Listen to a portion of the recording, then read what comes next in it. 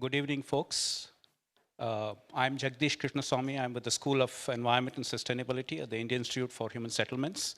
Welcome to another Publics at IIHS.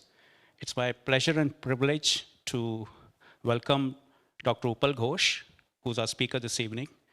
Dr. Upal Ghosh is a professor in the Department of Chemical, Biochemical, and Environmental Engineering at the University of Maryland, Baltimore County, USA.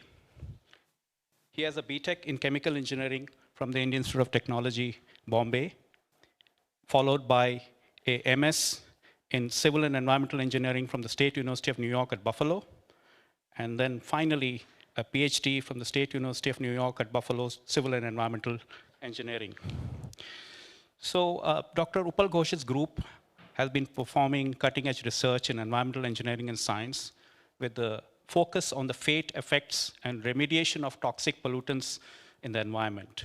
So they use multidisciplinary tools to investigate exposure and bioavailability of organic and metal pollutants to organisms and apply the new understanding to develop novel approaches to the development and transition of nature-based sediment remediation.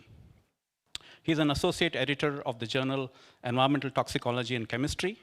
Dr. Ghosh is also the co-founder of 2 startup companies that are transitioning emerging sediment remediation technologies to the field. So he straddles both research and practice. He works closely with industry and regulatory leaders to bring the best science into the practice of environmental engineering.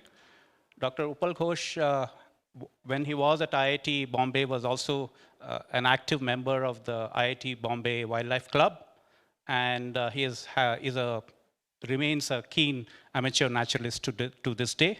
So please join me in welcoming Dr. Upal Ghosh. It's a pleasure. Thank you all for coming to the seminar, and it's a great pleasure to be here at the Indian Institute of Human Settlements. I visited your other campus as well, and it's such a magnificent campus in the outskirts of the city. It's beautiful. I really enjoyed the visit. So I'm imagining the online audience can also hear me, and so you want me to go to the podium and speak from there? I think it'll be better from there. So thank you all. So I'm going to talk about some of our work that's involving work both from the remediation standpoint and restoration standpoint. And a lot of these projects that we are involved in is playing out in coastal systems, where there are lots of impacts from different kinds of stressors that are impacting the environment and the human environment where humans are functioning.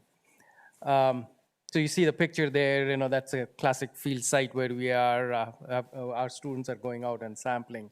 That's the kind of environment we work in. So I thought what I'll do is, because I'm also representing my university, I'll give you a couple of slides about my university and the department, and then talk about my group and my research.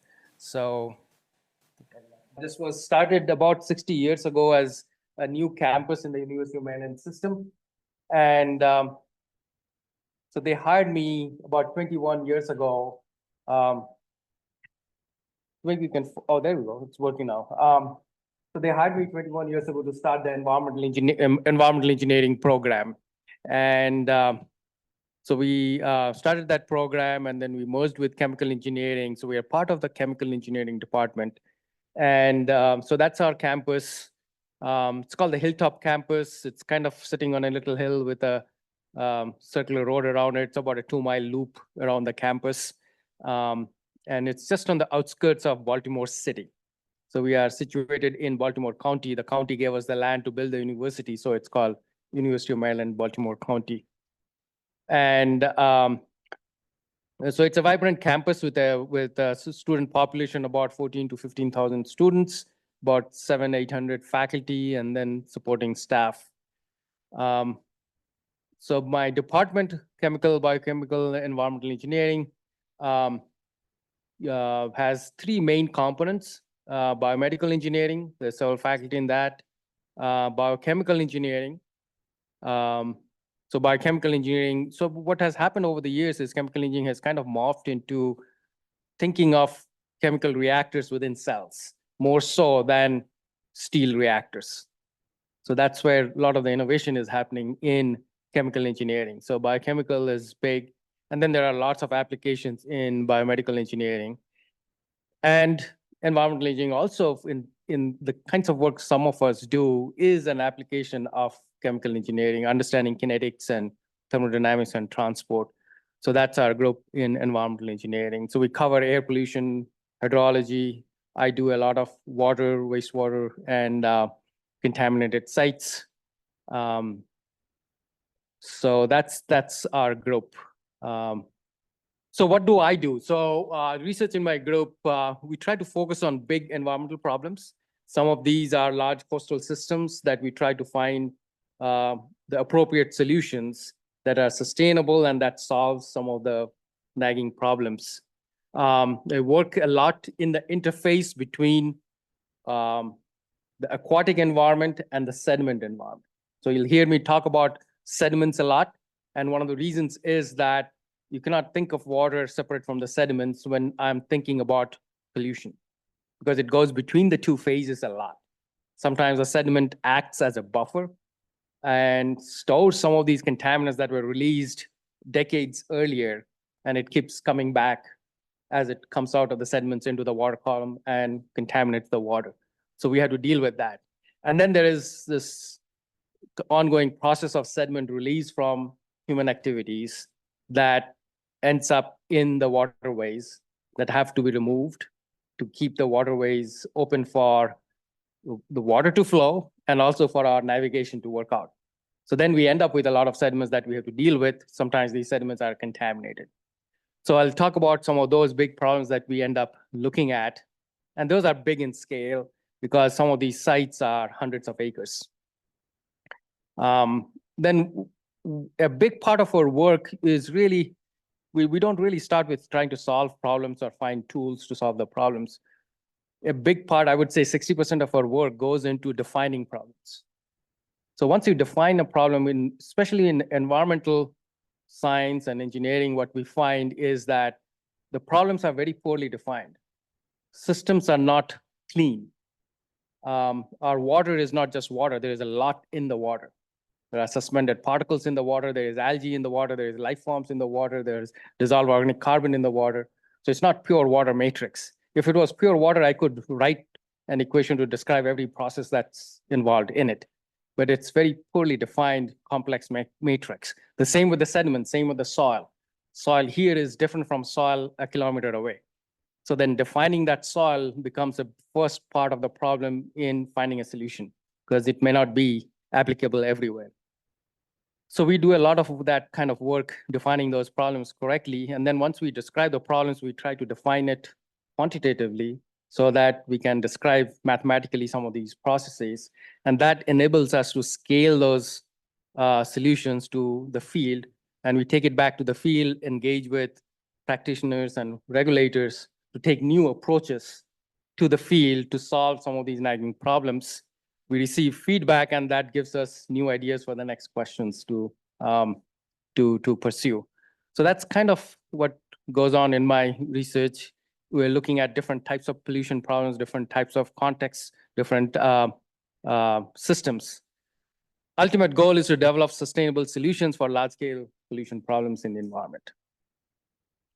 So I'll give you a snapshot of one of those problems that we are working with the agencies on trying to define first and then try to solve it.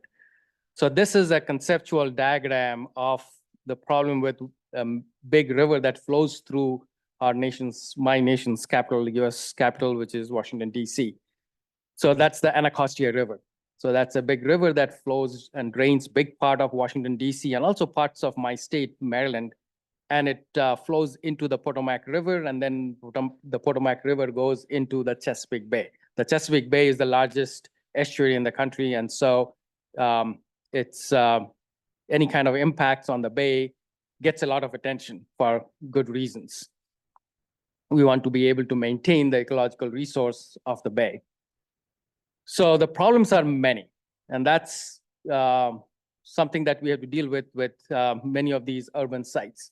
That it's not a singular problem. It's not just nitrogen leaching out of an agricultural field and causing algae blooms. So that's one part of the problem. There are multiple things going on in the river, and there are expectations of multiple types of ecosystem services from the river because it's flowing through a big population center. So we have old problems and new problems in the river.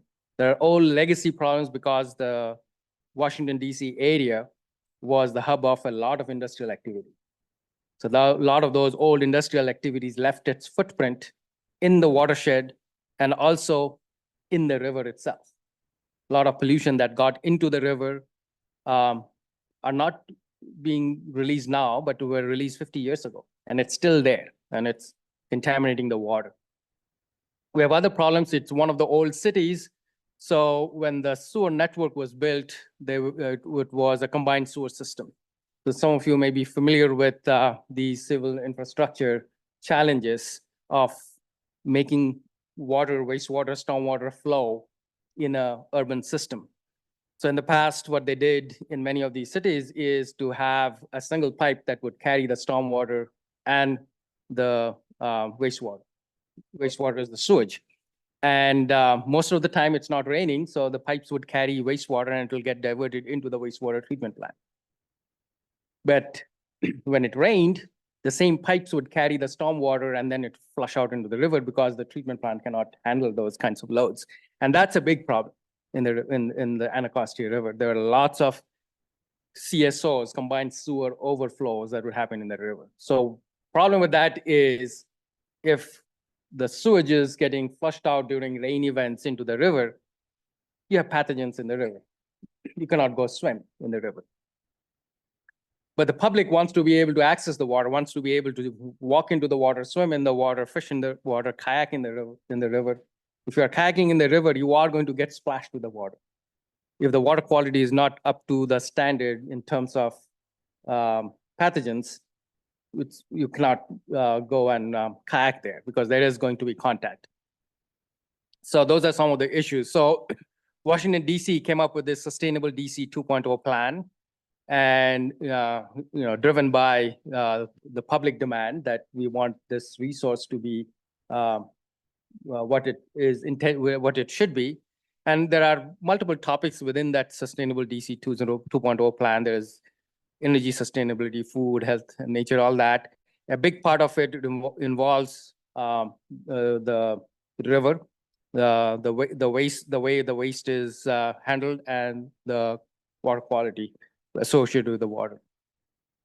So the district wants to make the waterways 100% fishable and swimmable. So one is the access to the water for kayaking and swimming. So that's driven by the microbiological aspect. And the fishable is people love to go catch fish and eat the fish. So it's a big resource, but if there are pesticides, mercury, and other contaminants that are accumulating in the fish, then there are fish consumption advisories. So most of the districts, most of the states in the US has the mandate to go and check the levels of pollutants in the fish and then put out advisories to the public. If you catch the fish, don't eat it, put it back in the river. And people don't want to do that. So there is then the agencies get this pushback from the community that why is my river not fishable? I want it to be fishable. So then there is pressure to allocate funds to try to clean it up from the fishing standpoint, the fisheries standpoint. So there are major efforts going on. So how do you deal with the CSO problems, right?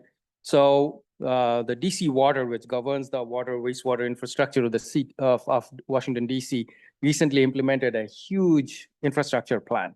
It cost about $2 to $3 billion, not million, $1 billion.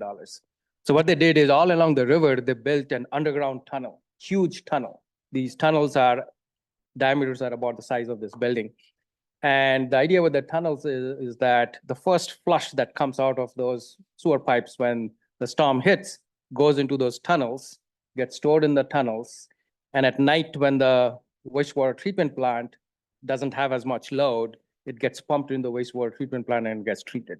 So that was a huge infrastructure effort that has taken out about 95% of the combined sewer overflows from the river. And that happened in the last 5 years.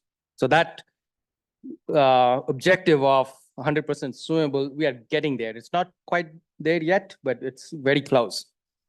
The other part is the fishable, the contaminants in the fish, and that's where some of my work fits in. So it's a longer context, but I wanted to provide that to you so that you see how it fits into the bigger picture of making DC a sustainable city, and that's what the public wants. There are lots of other things going on in terms of ecological restoration, building wetlands. Within the wetlands, public wants canoe channels so you can actually go and access and see the wildlife in those wetlands. So they're cutting these channels through the wetlands as they are being built to be able to get people access to the ecosystem that is flourishing there. So that's a conceptual site model of that. Let me go to the next slide here.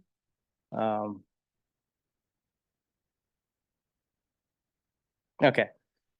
So the Anacostia Watershed Society. So we have multiple stakeholders involved in that system, which has a lot of public participation. So one of those entities is the Anacostia Watershed Society, and they go out and collect water quality parameters, ecological parameters, to see what the status is of the river. So to here on this map, if you can look, so that's Washington, D.C. That's where the capital is, and all the big administrative centers of Washington. And this is the Anacostia River, flows from Maryland into the DC boundary. This is the DC boundary here, and joins the Potomac River, and this flows down into the Chesapeake Bay. So they divide this into three sections: Section 1, the middle section, and the lower section of the Anacostia, and attribute different kinds of grades to parameters like dissolved oxygen, fecal bacteria, chlorophyll, submerged aquatic vegetation, stormwater runoff volume, toxins, trash, and so you get different grades and scores. But the most important thing is what I circled here in red.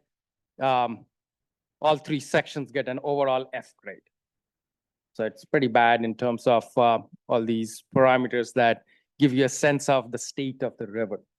So that's driving some of the motivation to try to clean up the act in terms of managing the waterway in the big city of Washington, D.C. So I'll speak primarily about the toxin issue and some of the ecological restoration issue here. So coming back to to water, we often think about water in terms of designated uses. So the one that we most relate to is the drinking water, right? We have to drink water every day, and we think about that as the primary metric for quality of water. But there are a lot of other services we get from water, right? So agriculture, of course, is the next thing that we can associate with. Hydropower generation, industrial use, fisheries, recreation, ecosystem protection come, at least when I think about it, drinking water comes first in mind, and then the other things flow out. Fisheries is a big part of what the water provides, and big part of protein intake in many countries, US here as well, and many other countries, is through fish, and it's a good source of protein and other vitamins and so forth. But if we have bioaccumulative chemicals and things like mercury in there, we have a problem. We have to be careful about the risk picture. So just to give you an idea of what happens with a bioaccumulative pollutant like DDT. So DDT, you're probably familiar with, it's a pesticide, has been banned in most countries now.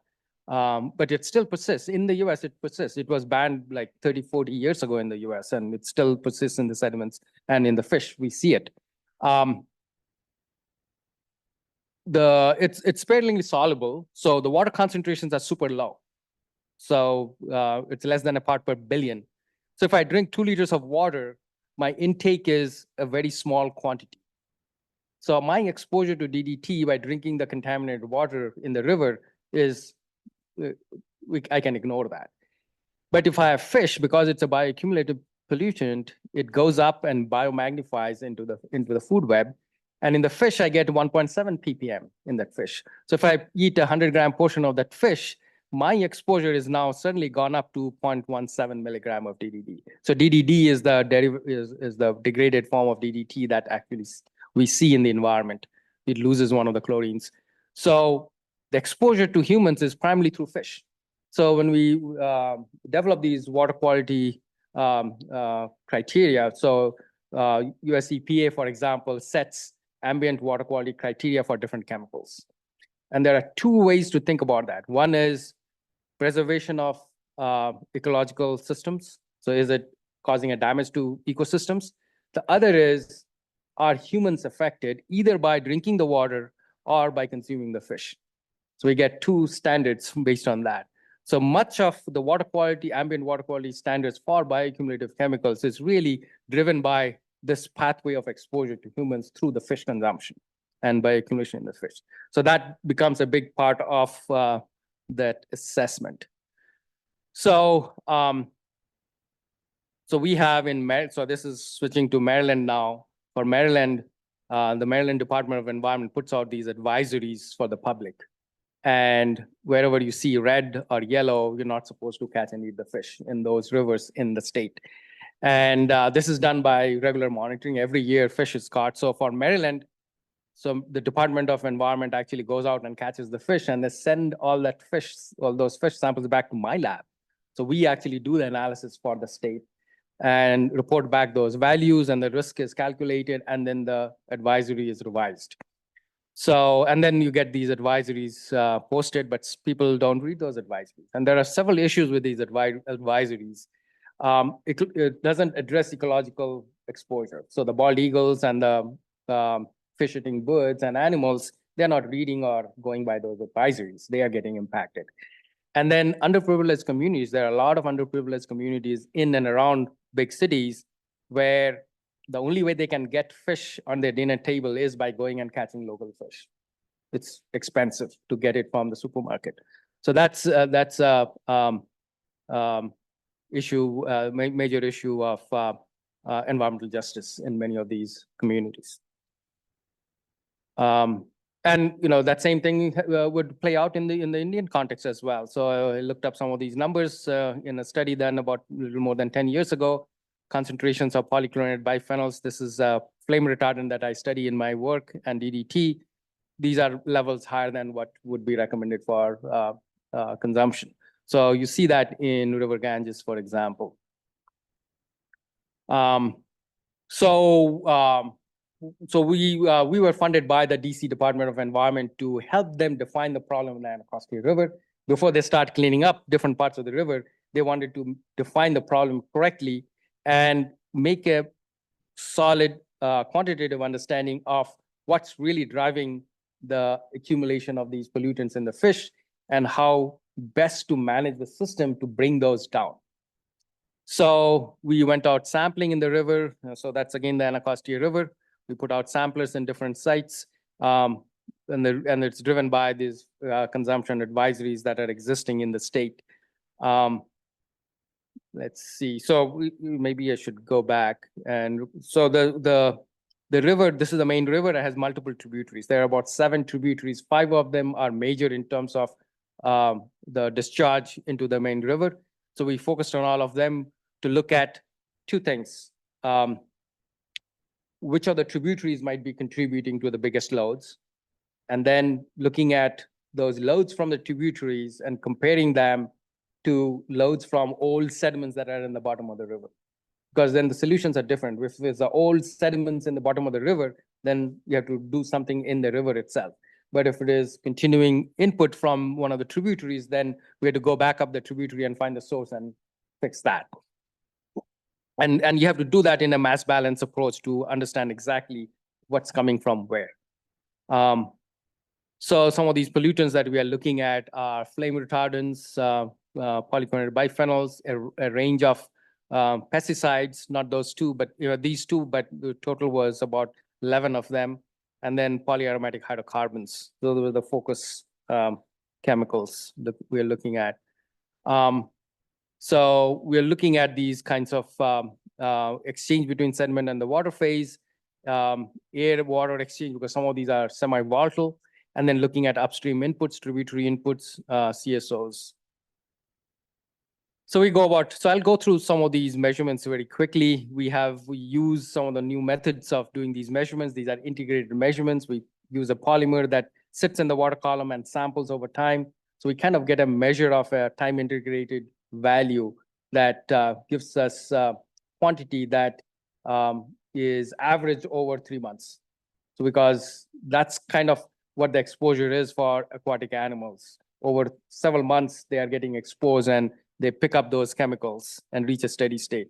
So we measure in the water, in the sediments, in the air phase, using some of the methods that we have helped define, which allow us to do accurate measurements of freely dissolved concentrations in the water.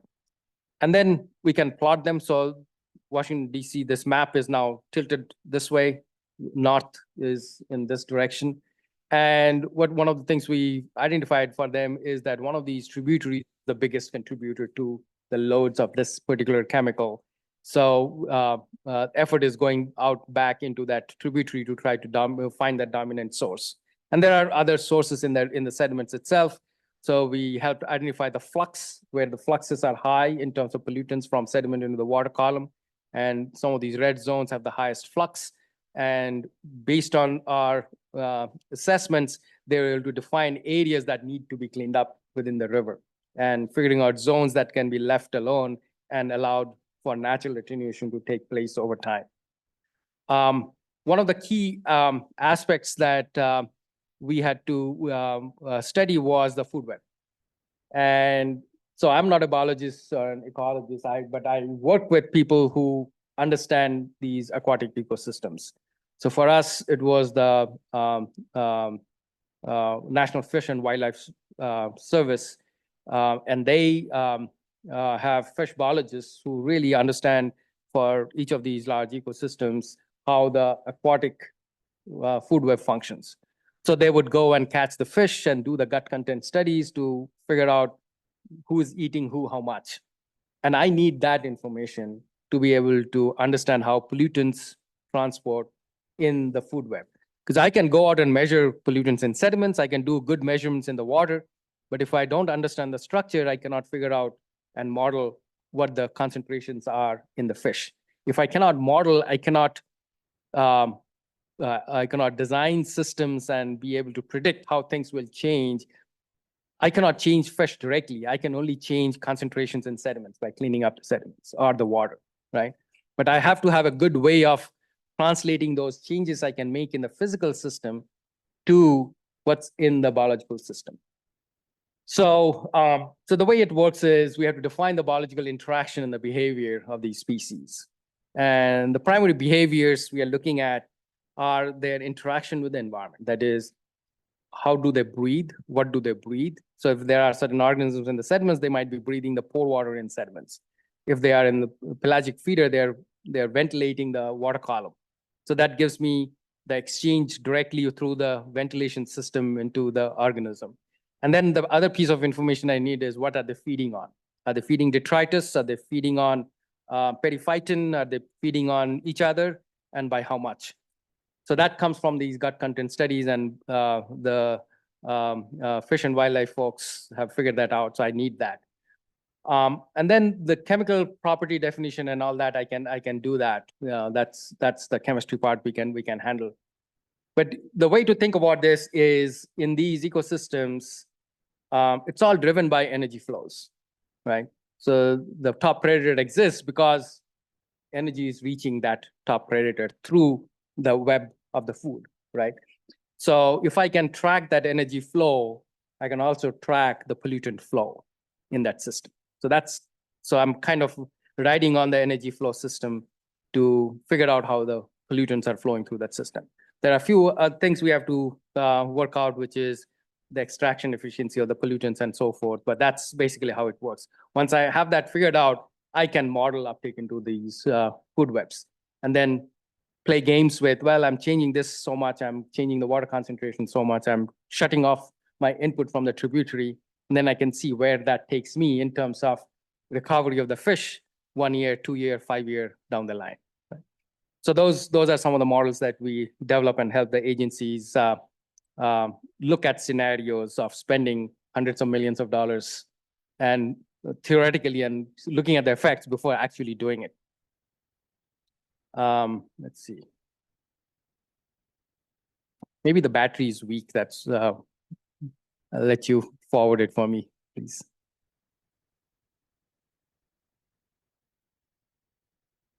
So that's one example. We're looking at upper Anacostia, lower Anacostia, different fish, channel catfish, common carp. Those are two species of fish that people like to catch and eat. So the agencies have a lot of interest in bringing out those concentrations. So there are a couple of things I want to show. Maybe the first thing is not the effect of the remedy, but looking at the orange bar and the green bar. So orange bars are actual measurements. So these are concentrations of this pollutant in nanograms per grams of lipids in the fish, because they are bioaccumulative in the lipid phase. So we normalize it to lipids. And the green is our model prediction of baseline values. So the good thing is our predictions are very close to the measured values. So these are field measurements of fish, and they can vary a lot. You can see from the error bars, but our model is working out quite well in predicting those concentrations in the fish. And then we are looking at remediation of early action areas, some of those hotspots, and what that does 1 year and 5 years after the remedy. So some areas we get only 14% reduction in the fish after cleaning up those hotspots in the sediments. So one of the things that came out of that study is that although there are contaminated sediments in the river, the fish concentrations are really being driven by what's coming through the water from the tributary, which is contaminated, and going in through the gills. It's not much through sediment and benthic organisms and through the food web, but primarily coming in from the gills in the fish, because the water is getting contaminated at high levels with dissolved concentrations of these pollutants. Let's see then. Yeah. So one of my areas of research is to look at when we have these contaminated sediments and we don't want to do destructive remedy like dredging. So one of the ways is if you have contaminated sediments, we dig it up and put it in a landfill. And it sounds like we can take out the toxic pollutants in the sediments and put it in a secure place, but there are a lot of logistical challenges with that. So there's a cost aspect to it. The other is it's not a clean process. The moment we start digging underwater, we create a bigger problem. And then finally, if it is an ecosystem like this, which is contaminated, and a lot of our contaminated sites are wetlands and coastal ecosystems. Because what has happened in the past is pollutants have come down the rivers, freshwater rivers, and the moment it hits the salinity change, the stability of the particles gets messed up, and then they drop. And that's where it drops with the pollutants. So the coastal systems, the coastal estuaries are where pollutant-laden sediments have dropped and accumulated in the past.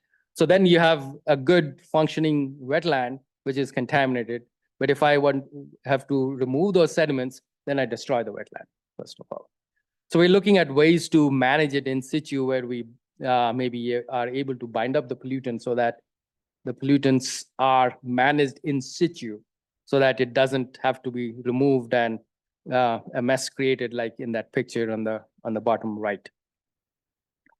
So so we do some of those experiments in the lab in aquaria to see how fish might respond to different kinds of treatments in the sediments. So one of the treatments that we have looked at is by changing the geochemistry of the sediments to make them more binding to these pollutants. So if you bind up the pollutants, they're not going to go up into the water column or into the fish or in the worm that's living in those sediments. So we do those studies, and what we showed is that biochars or activated carbons have strong affinity for these bioaccumulative pollutants. So if I blend in small quantity in the range of 3 to 4% by weight of biochar or activated carbon into these sediments, the pollutants get bound up. It doesn't go up into the food web. So we did early studies we did with worms that you can probably see here in that picture in the middle on the top, the worms mixing up the carbon into the sediments, and also with fish. And we see big reductions in the bioaccumulation in these organisms. So that kind of led to this idea that you can do in situ geoengineering to change the properties of the sediments in situ so that pollutants are bound up, doesn't go into the food web.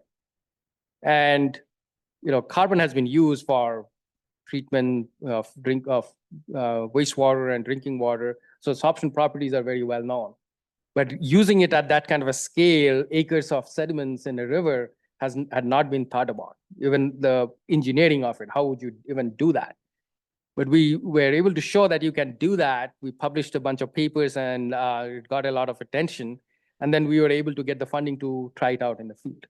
So we did a lot of pilot studies to show that it's possible to manage contaminated wetlands without destroying the wetlands in the first place.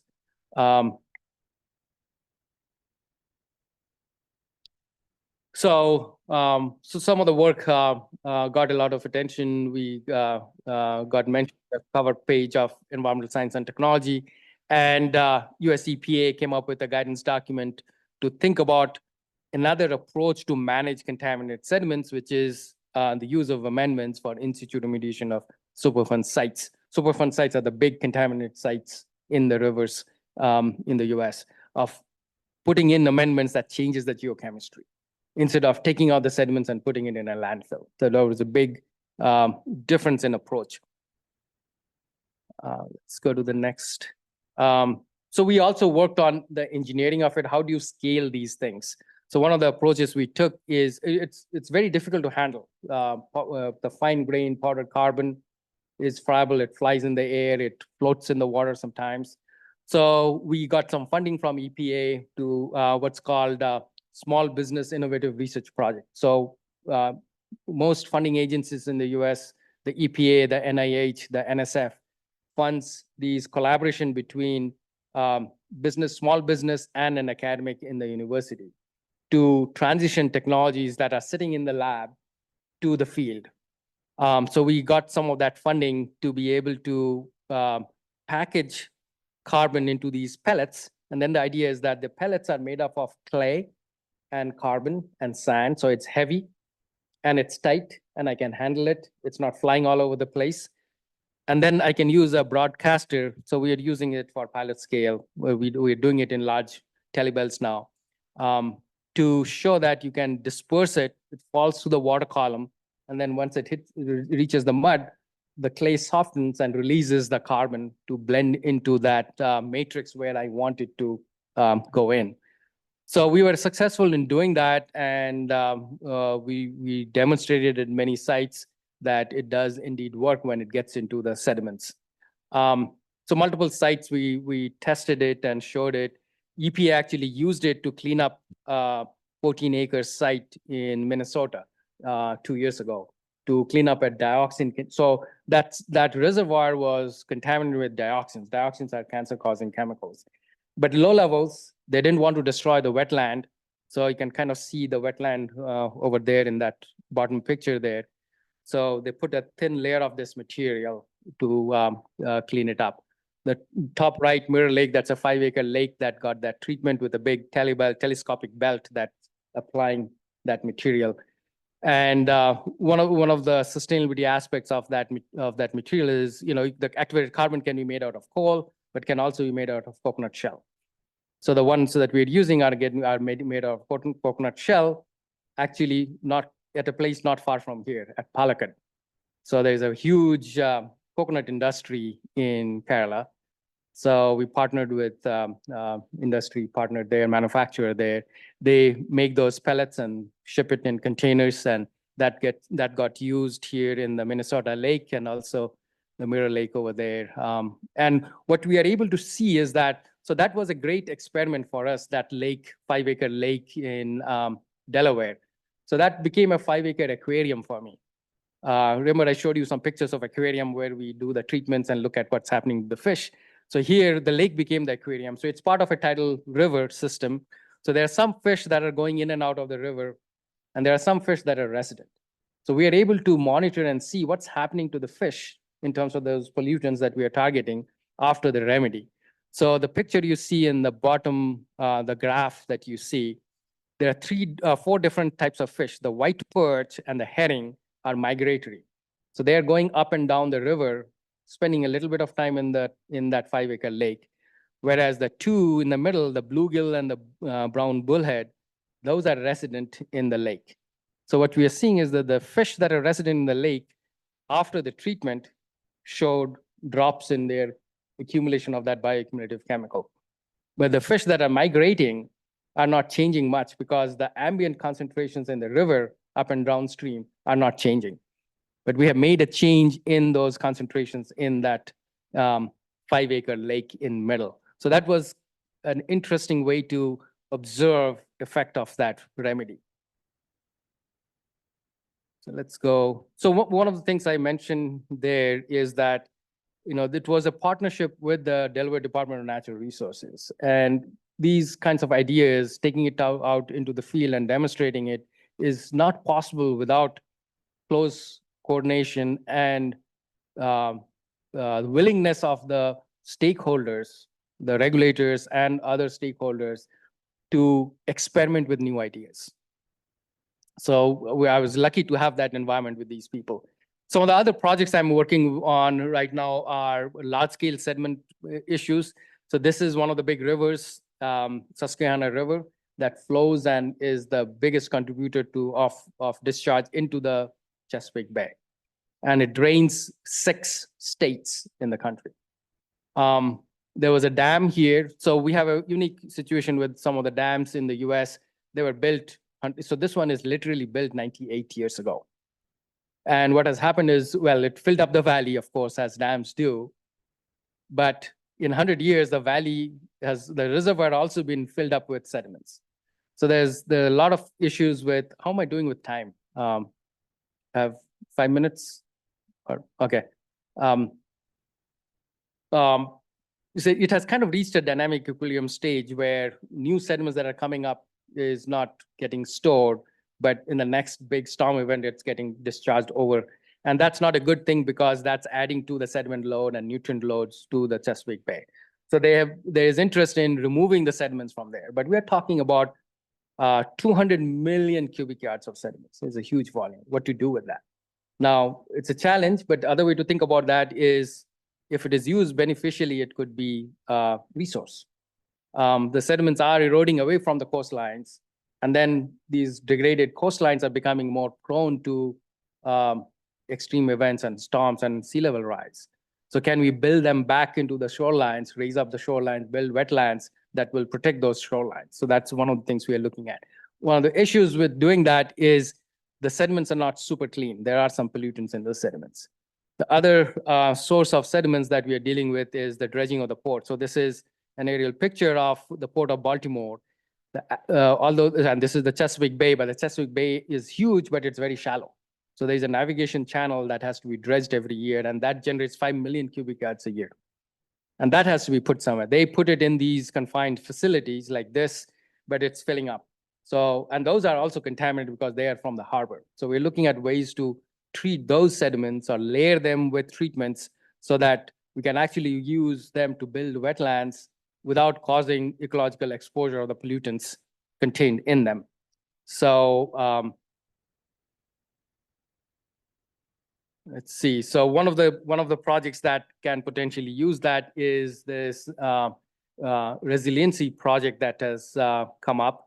And the idea is to address flood mitigation, climate change impacts, environmental justice, wetland habitat creation, and environmental remediation in the southwestern Baltimore area. So Baltimore City is up over there. It's out of the map. And this is an impoverished community. And what has happened to that community is, although you have this beautiful coastline, potentially beautiful coastline, people don't have access to it because it's crisscrossed by major roads and highways. So it's a nasty system full of trash and invasive species. And because it's degraded and we have lost some of the soil there, it's prone to flooding. So a lot of the communities there, if the wind blows in the wrong direction at high tide, their basements get flooded. So the idea is to build those shorelines up with structures that might look something like this with car logs and holding back and putting in some of those reuse sediments from Baltimore Port or from the Susquehanna Dam and treat them in a way so that using some of the technologies we have worked on to be able to manage the contaminant issue as well. So we are helping design some of those systems. Let's go to the next slide. So some of those designs might look like that, where the dredged sediments and put in between, sandwiched between layers of treatment and so that any pollution that's in there gets contained. And we have to think about not just the organic pollutants, but also the heavy metals and all the new emerging chemicals and so forth. Let's go to the next slide. So we are looking at locally produced biochars from cow manure and hardwood and coconut shell and mushroom compost, and using that as an amendment to so because it's produced locally, we have large volumes of these biochars that are being produced, and we are blending it with these sediments from the port dredging activities to build these coastline systems. Let's go to the next. So some of those, so I helped design, not the architectural design of it, but the underlying carbon placement and the treatment placement for one of those wetlands. And the idea is to build some of the high marsh areas and low marsh areas with the sediments that come from the dredging of the port. Let's go to the next slide. And ultimately, the idea is in the future, it'll look something like this, with coastlines that have access paths and boating access and so forth for people, and observation posts and so forth. Let's go to the next, and a functioning wetland at that. I'm going to skip this example and let's go to the concluding thoughts, and because I would love to take some questions if possible. So there's growing interest in these nature-based solutions to solve large-scale environmental problems. We are looking at being able to reuse sediments and address multiple objectives. So those multiple objectives are controlling exposure of toxic pollutants to humans and ecosystems, and flood mitigation, and access to the water resources, and ability of the community to be able to go kayak and swim and do the boating and all the fishing they love to do. We require a large range of disciplines to work together: hydrologists, ecologists, architects, landscape architects, environmental engineers, and scientists, everyone to come together to design these systems optimally. And I mentioned this transition of these novel approaches requires this enabling environment. The city governance has to be willing to take on these new approaches. Let's go to the next. I think that's the last one. Yeah, so thank you. And several funding sources and students who do all the work. I think we took this picture in the middle of COVID, so everyone has some distance standing outside our building there. And that's one of our sites where near the coast, where I took this picture of an osprey picking up American shad. So it started with bird watching trip and ended up being a fish watching trip, because every time we would go out and catch a fish with a different fish. Thank you. Happy to take questions. Thank you, Dr. Ghosh, for that excellent presentation. I think it's a fantastic nature-based solution that you guys have come up with. But I guess there might be some trade-offs that we're dealing with. And what are the kind of trade-offs that you have seen in this entire system? That's one question I had. And the other question I had is, what kind of did you have any kind of pushbacks at all from the stakeholders that you were working with? And what kind of pushbacks were they?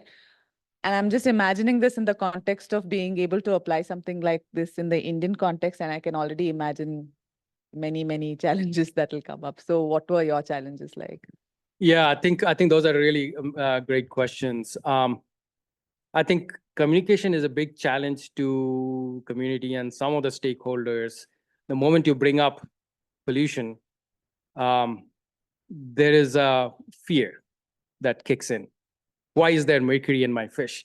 Or why is there mercury in the water, or DDT in the water? Take everything out.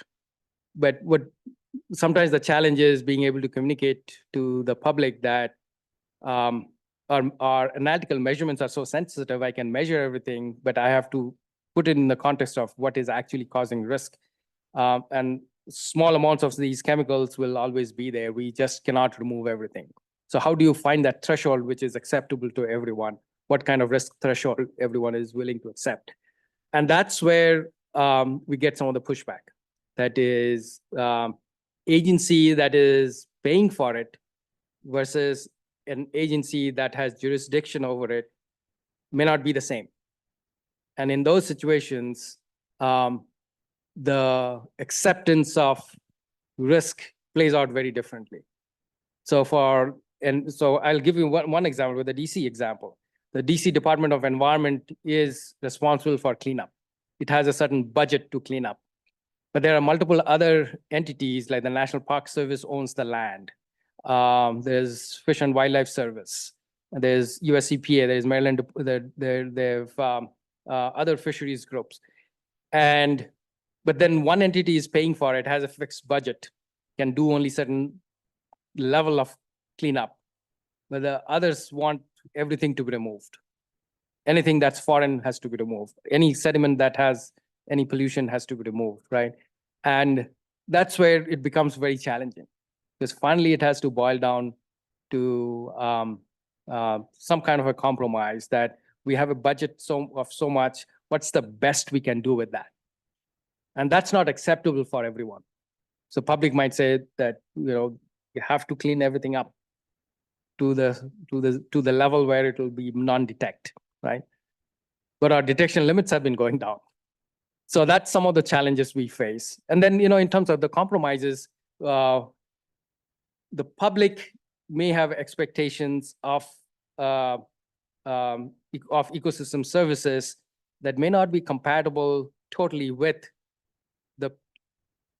some of our thinking of what level of ecosystem protection we want to have. So for example, they would say, and we have, in this case, they had to accept it, which is, well, build the wetlands, but I want canoe channels cutting through all of it. That may or may not be the right thing for the wetland. But then at some point we have to compromise and say, well, community wants it. We want a walkway to go through all the wetlands so that they can see the birds or go fishing. We'll have to let some of that happen. Some of that public access to these wetlands happen. So that I see that play out all the time. I don't know if it answered questions. Those are two examples.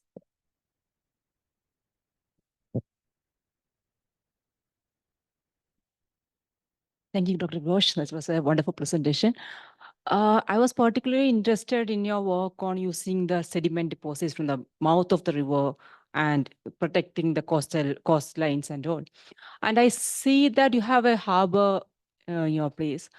So one thing which I noticed, like from some of our ports in India, was that so when there's a harbor, there will be a wave breaker, which will meddle with the oceanic currents, which will lead to excavation of the materials from one part of the coastline and deposition normally near the mouth of the river.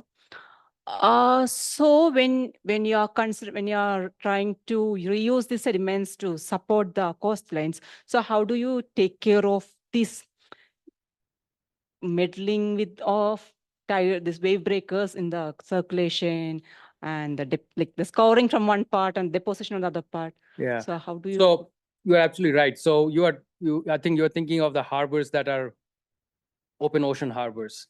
Now this is a little different. This particular one, at least, we do have open ocean harbors like that in the West Coast, but the East Coast here, at least this one is an inland harbor. So there's a fetch of about 200 miles of Chesapeake Bay, and then the harbor is actually in a river, really. So for the Baltimore harbor, so it is not exposed to the ocean currents. So you have very fine sediments, mud depositing, and it's continually depositing coming down the Susquehanna River and the other rivers. So then, the kinds of design that you are thinking doesn't work in these systems. So they have to manually go and dredge those channels to maintain the navigation. Did that make sense? Yeah. Now, a couple of questions online. Priyanka Jambal is asking how biochar treatment impacts phosphorus release from the sediments. And the second question from Sudev Madhav is, could this remediation process work in moving water like in rivers with downstream pollutant distribution? Yeah, I think those are good questions. Let me take the first one. The biochar treatment impacts phosphorus release from sediments. So depending on the source of the biochar can have phosphorus in it. So one of the biochars we had to eliminate from our consideration was biochar made out of poultry litter. So that has a lot of phosphorus, of course. Although they claim that it's very stable, once it's made into biochar, it doesn't leach out, but there's net phosphorus in there. But if you use a biochar made out of coconut shell or coal, that doesn't release phosphorus, to my knowledge. So that one has to be careful about the source of. There is biochar being produced out of wastewater biosolids. So that I would imagine would have phosphorus and nitrogen in it a lot. Those biochars are more useful for agricultural purposes, and people use it for soil amendment, for soil quality improvement. But so one has to be very careful about the choice of the biochar. So the next question from Sudev, could this remediation process work in moving water like in rivers with downstream pollutant distribution? So I guess your concern is the distribution of the pollutant downstream in a flowing river. So, that's absolutely an important consideration. So sediment stability is the number one consideration for any kind of sediment remediation. So if the sediment moves, any amendment we put in the sediments will move with it. So any kind of treatment that we design has to take into consideration the ultimate fate of those sediments from the bed of the contaminated river. So people actually do sed flume studies and other modeling studies to look at the stability of the sediments. And when necessary, we actually design these systems to have a cover on top of the carbon treated material. So one way to put that is put in a layer of that carbon in those contaminated sediments and then cover it with a habitat layer, which could be 3 to 6 inches of the right grain size sand material that's not going to erode in the hydrodynamic environment that is there in the river. Gus is asking this in the context of phosphorus and sediments of water column, whether biochar is effective in removing them. Or removing the phosphorus. So there will be some absorption in the biochar of the phosphorus, but we haven't studied the phosphorus issue. And that would be something really useful to look at. So you're thinking of the biochar picking up the phosphorus from the sediments of the water, right? So we haven't studied that. I actually have a question about what happens in the long term to the biochar itself, in terms of what's the stability of the biochar after it's absorbed all these contaminants and pollutants? Do we periodically remove them and replace them with fresh biochar pellets and so on? Is there a way in which one can do that, or is it not a big issue? If I can go back maybe to one of those slides, which had a conceptual diagram. So the idea is, I'll tell you where to stop. Let's go. Let's see, maybe next. Yeah, we can stop here. So the idea is, if you remember one of those wetlands where I had a picture of me on the boat sampling. So we're looking at, so historically, the contaminated sediments have deposited in depositional areas. So we don't see them in erosional areas. So over time, these sites where we have the legacy toxic pollutants are getting net deposition happening, because these are sheltered areas where the sediments have stayed for so long. So the long-term idea is that once we treat that top layer of sediments, it gets mixed into the sediments by natural bioturbidition activity, but it's continually getting new sediments on top. So it gets buried under new sediments. And then that treated layer, the biochar or carbon treated layer, becomes a barrier layer between more contaminated sediments below and the fresh, cleaner sediments that are coming on, depositing on top. And that barrier layer then stays forever. It just gets deposited over by layers of new sediments. But for the system to work, the newer sediments have to be clean. So if the new sediments are dirty, then any kind of remedy is going to fail. But a lot of these sites, a lot of the chemicals we are looking at are legacy old chemicals. They're not getting released as much, except from some sites. We do see some releases, but sources have to be controlled first. And then the new sediments that are depositing, so that's why I have the picture there. And if you see the bottom right corner, there's a darker layer, which is the treated layer. And then the lighter layer is the new sediments that's depositing on top of it.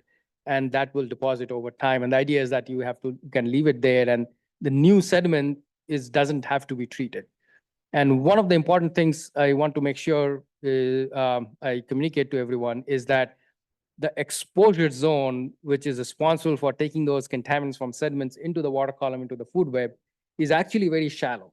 So the bioactive zone, where much of the benthic organisms are present, are typically in freshwater system, maybe top 4 inches. So that's where a lot of the exposure is happening, not a foot below. So if that zone can remain treated with clean sediments and a barrier in the bottom, then that's a permanent remedy, except if everything gets disrupted. So sediment stability is, of course, a big part of the final solution. It has to be stable, and it has to be a depositional area. Now, if it is an erosional area, then likely there's not going to be any contaminants left because it eroded away.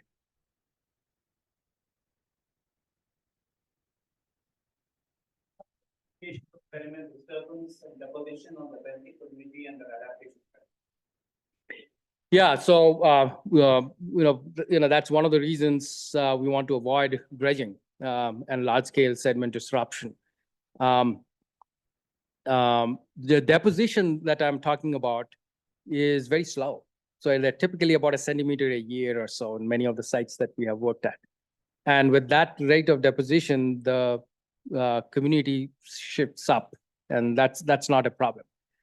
When we do capping, we put in a layer of, say, 1 foot of sediments, then we kill those organisms, especially the small ones. They get all killed, and then we have to rely on recruitment of new organisms from surroundings to repopulate that area. But if the lifts are small, then organisms lift up into the new benthic zone. Did that answer your question? I hope. Attendee. Any more?